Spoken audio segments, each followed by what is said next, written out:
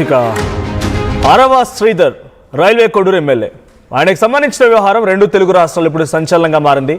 వరుసగా తన వ్యవహారం మొత్తం బయటపడుతోంది. చాటింగులు, వీడియోలు రకరకాలుగా బయటపడుతోంది. సో ఒక ఎమ్మెల్యే తన ఒక గ్రామ పంచాయతీలో పనిచేసినటువంటి జూనియర్ అసిస్టెంట్తో తాను ఈ రకమైన వ్యవహారం చేస్తాడని చెప్పి ఎవరు కూడా ఊహించలేదు.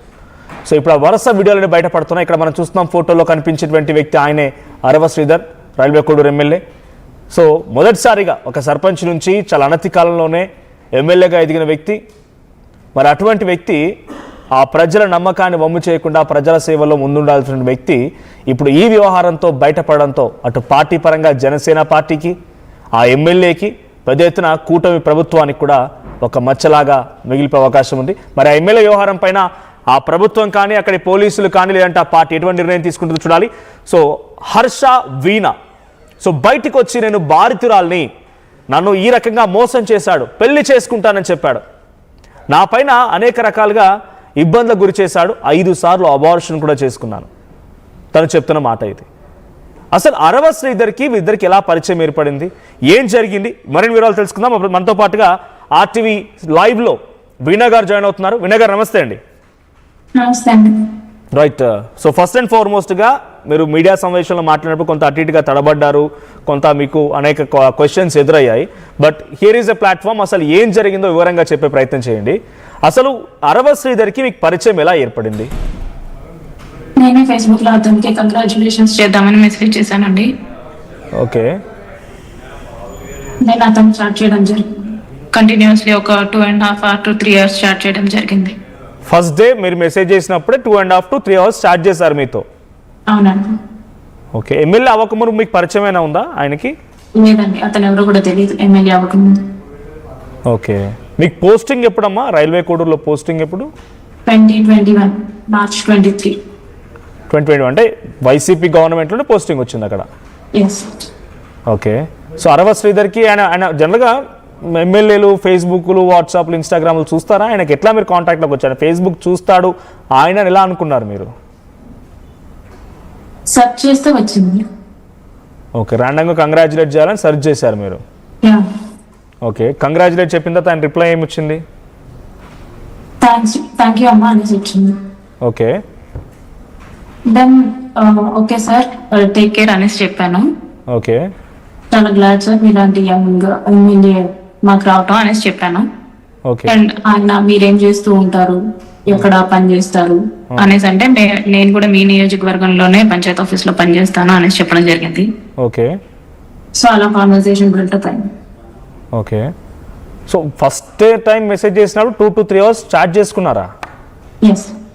ఓకే. అంటే మామూలుగా మీకు ఏమనిపించింది? ఒక డిగ్నిఫైడ్, ఒక ఎమ్మెల్యే, ఒక యంగ్ లీడర్ అనిపించిందా ఆయన మాటలు? నేను కూడా ఫస్ట్ టైం అంతసేపు చాట్ చేస్తుంటే అసలు రియలా కాదా అనేసి అనిపించింది.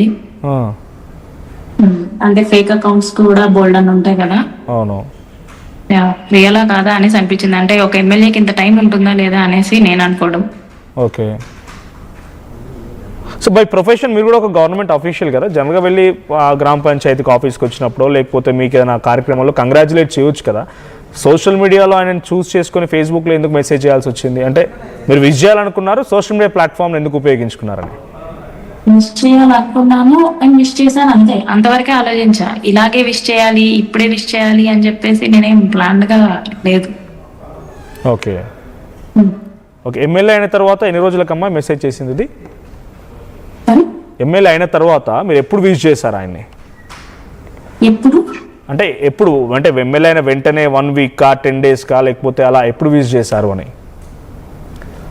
విష్ చేశారు, నాకు అర్థం కాలేదు మీరేమంటున్నారు. మీరు విషెస్ చెప్తూ మెసేజ్ చేశారంటున్నారు. It is on June 14, 2024. Okay. Then after ఎట్లా కన్వర్సేషన్ స్టార్ట్ అయింది ఆ తర్వాత మీ మధ్యలో? అంటే మీ జాబ్ ఏంటి, మా నియోజకవర్గమేనా, ఎక్కడ ఉంటావు, మరి ఫేస్బుక్ లో ఫొటోస్ అలా లేవే, మోడర్న్ గా ఉన్నావు, ఈ ఊరేనా అనేసి ఆయన ఆ టైప్ లో స్టార్ట్ చేయడం జరిగింది. లేదండి మా ప్రాపర్ వచ్చేసి Rajahmundry, east Godavari, I'm married with 1 child అనేసి చెప్పాను. ఓకే. ఆఖరిలో సరే ఇక్కడ వద్దు, టెలిగ్రామ్ లో చాట్ చేద్దాము అని చెప్పేసి ఆయన నంబర్ నాకు ఇచ్చి నా నెంబర్ ఆయన తీసుకున్నారు. ఓకే ఓకే, ఫేస్బుక్లో జస్ట్ ఆ 2 అవర్స్లో చాటింగ్ అంతా, పెళ్ళయింది కాలేదు, ఫొటోస్ చూడడము, మోడర్న్గా ఉన్నాం అని చెప్పడం, అదంతా ఫేస్బుక్ లోనే.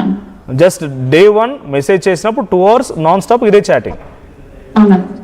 ఓకే, దెన్ ఆఫ్టర్ టెలిగ్రామ్ ఇచ్చినప్పుడు మీకు అనిపించిందా, అంటే ఒక ఎమ్మెల్యే నాకు టెలిగ్రామ్ ఇచ్చి మెసేజ్ చేయమంటున్నాడు ఏంటని ఏం తప్పుగా అనిపించలేదు మీకు? మా ఎంప్లాయీస్ కూడా మేము చాట్ చేసుకుంటాం కదండి. ఓకే ఓకే, జనరల్గా